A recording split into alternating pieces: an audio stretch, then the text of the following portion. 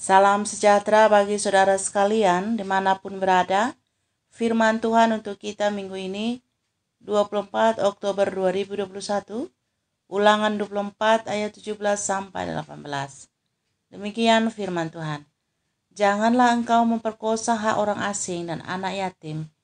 Juga janganlah engkau mengambil pakaian seorang janda menjadi gadai. Haruslah kau ingat bahwa engkau pun dahulu budak di Mesir dan engkau ditebus Tuhan Allahmu dari sana. Itulah sebabnya aku memerintahkan engkau melakukan hal ini.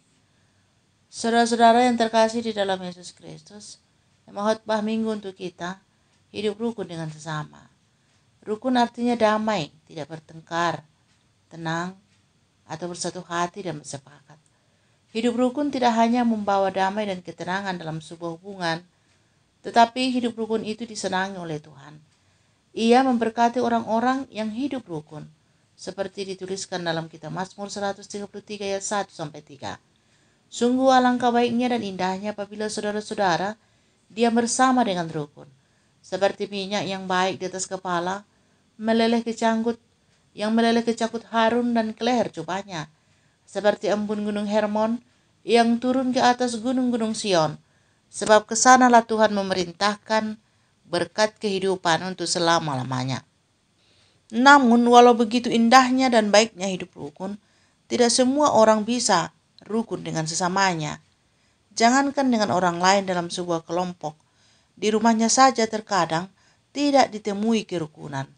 Istri membenci suaminya dan suami membenci istrinya.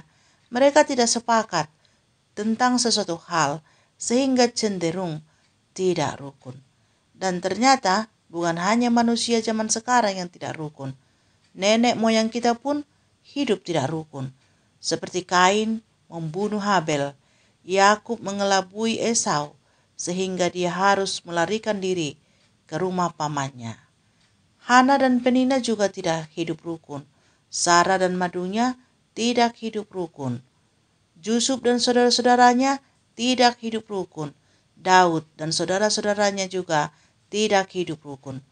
Bangsa yang satu menindas bangsa yang lain. Pemimpin memeras rakyat kecil. Bahkan para imam tidak hidup dengan rukun. Ketidakrukunan ini bisa diakibatkan karena kecemburuan, iri hati, kecurangan, dan bisa juga karena penindasan dan pemerasan, dan perlakuan tidak adil terhadap golongan tertentu.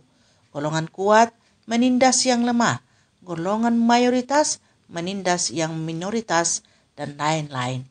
Inilah yang diingatkan dalam nas khotbah kita, supaya jangan semena-mena kepada mereka walau ada kesempatan untuk melakukannya.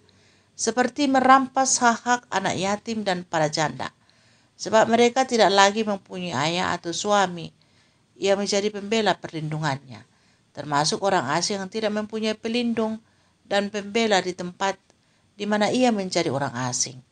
Umat Tuhan diingatkan supaya tidak melupakan masa lalu, waktu mereka menjadi budak di negeri Mesir. Mereka adalah orang asing yang diperlakukan tidak adil oleh bangsa yang memperbudaknya.